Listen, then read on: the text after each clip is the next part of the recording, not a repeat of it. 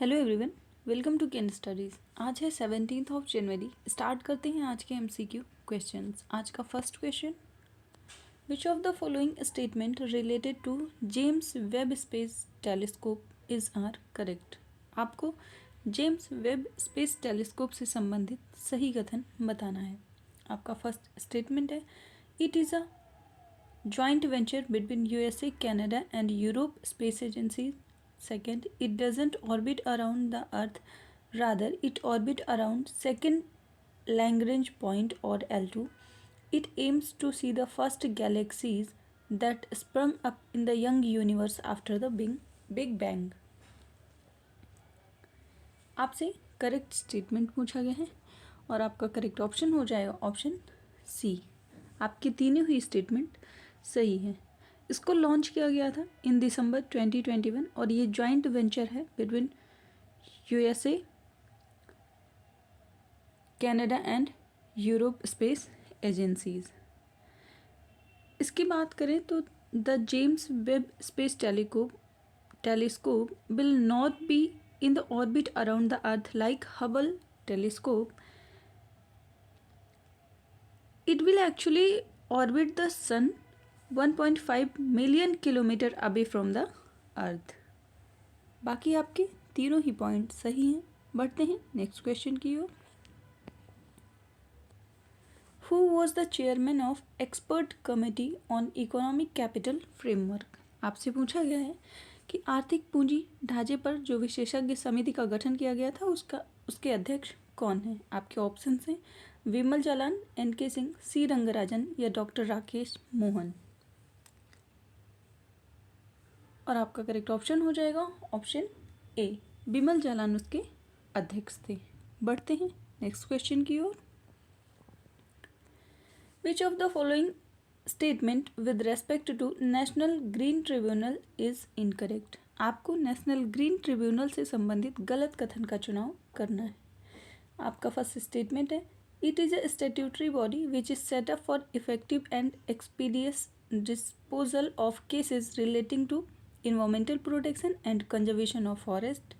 Second, it has power to give relief and compensation for damages to person and property. Third, National Green Tribunal was established in 2010 under the National Green Tribunal Act 2010. Fourth, its parent agency is the Ministry of Environment, Forest and Climate Change. आपसे incorrect statement पूछा गया है और आपका option हो जाएगा option D. इसकी parent agency ministry of law and justice है under the department of legal affairs. बाकी आपके तीनों ही स्टेटमेंट सही हैं। इसको इस्टेब्लिश किया गया 2010 में। इसके हेडक्वार्टर की बात करें तो इसका हेडक्वार्टर न्यू दिल्ली में है और इसकी सेटिंग के लिए 4 और प्लेसेस हैं इस ट्रिब्यूनल की जहाँ पे मीटिंग होती है। वो हैं भोपाल, पुणे, कोलकाता और चेन्नई। इंडिया की बात करें तो India is the third country in the world after Australia and New Zealand to set up such body to deal with environmental cases. And it's जो एनजीटी होता है इसके orders can be reviewed and can also be challenge within 90 days of the same before the Supreme Court if review petition before tribunal is fail. Current समय में NGT के chairman की बात करें तो एनजीटी के चेयरमैन हैं justice Adarsh Kumar Goyal और 2010 में जब इसकी स्थापना हुई उस समय की बात करें तो एनजीटी के फर्स्ट चेयरमैन रहे हैं जस्टिस लोकेश्वर सिंह। बढ़ते हैं नेक्स्ट क्वेश्चन की ओर। Among the following pair how many are incorrect number of pairs.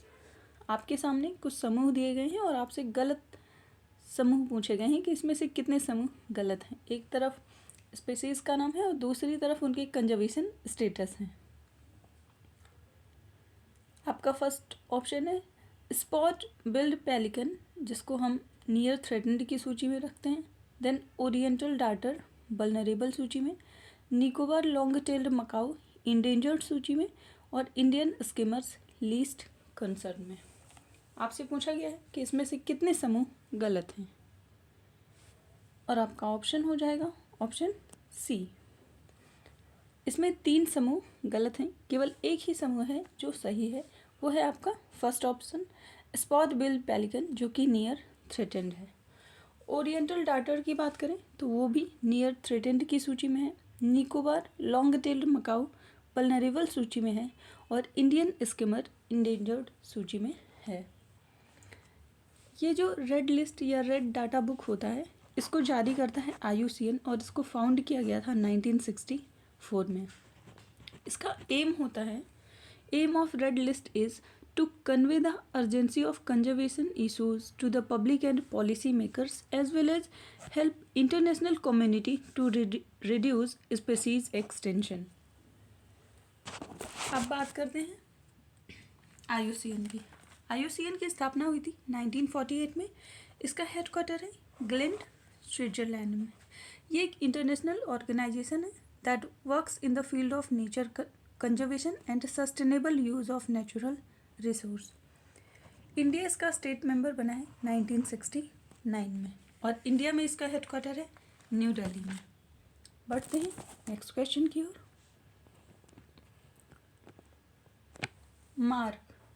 मार्ग एक प्लेटफॉर्म है जिसका फुल फॉर्म होता है mentorship, advisory, assistance, resilience and growth is set to be launched under. आपसे पूछा गया है कि मार्ग जो प्लेटफॉर्म है ये किस मंत्रालय के तहत लॉन्च किया गया है। आपके ऑप्शंस हैं ministry of corporate affairs, ministry of skill development and entrepreneurship, ministry of commerce and industry, then ministry of micro small and medium enterprises. और आपका करेक्ट ऑप्शन हो जाएगा option C, ministry of commerce and industry. And Marg platform is the national mentorship program by Startup India to help and guide new startups to grow and flourish. It is a one-stop platform to facilitate mentorship for startups across diverse sector, function, stages, geographies and backgrounds. बढ़ते हैं next question की ओर।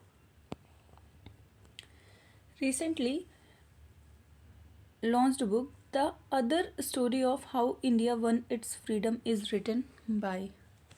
आपसे पूछा गया है कि हाल ही में विमोचित पुस्तक the other story of how India one it's freedom किसके द्वारा लिखी गई है। आपके ऑप्शंस हैं सुचित सान्याल, संजीव सान्याल, रक्षा प्रकाश या कल्याण मूर्ति।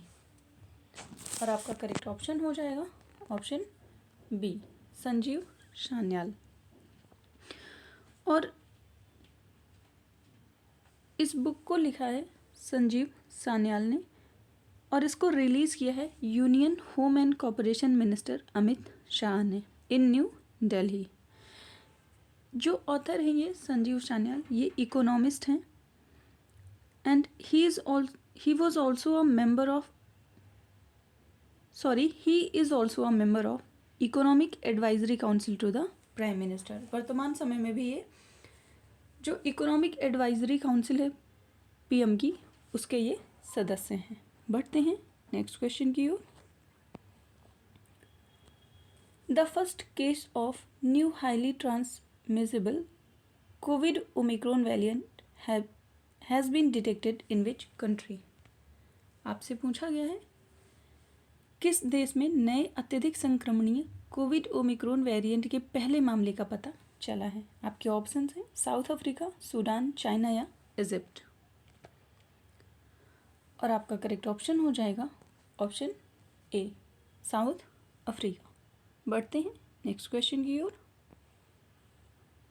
Who has been awarded with the prestigious golden peacock award 2022 for its excellence in the corporate social responsibility activities in the steel sector. आपसे पूछा गया है कि इस्पात क्षेत्र में कॉरपोरेट सामाजिक उत्तरदायित्व गतिविधियों में उत्कृष्टता के लिए प्रतिष्ठित गोल्डन पीकॉक अवार्ड 2022 किसे दिया गया है। आपके ऑप्शंस हैं Tata steel, Jindal steel and power, JSW steel या विजाग स्टील। और आपका करेक्ट ऑप्शन हो जाएगा option B, Jindal steel and power को गोल्डन पीकॉक अवार्ड 2022 से सम्मानित किया गया है। आज के लिए इतना ही, धन्यवाद।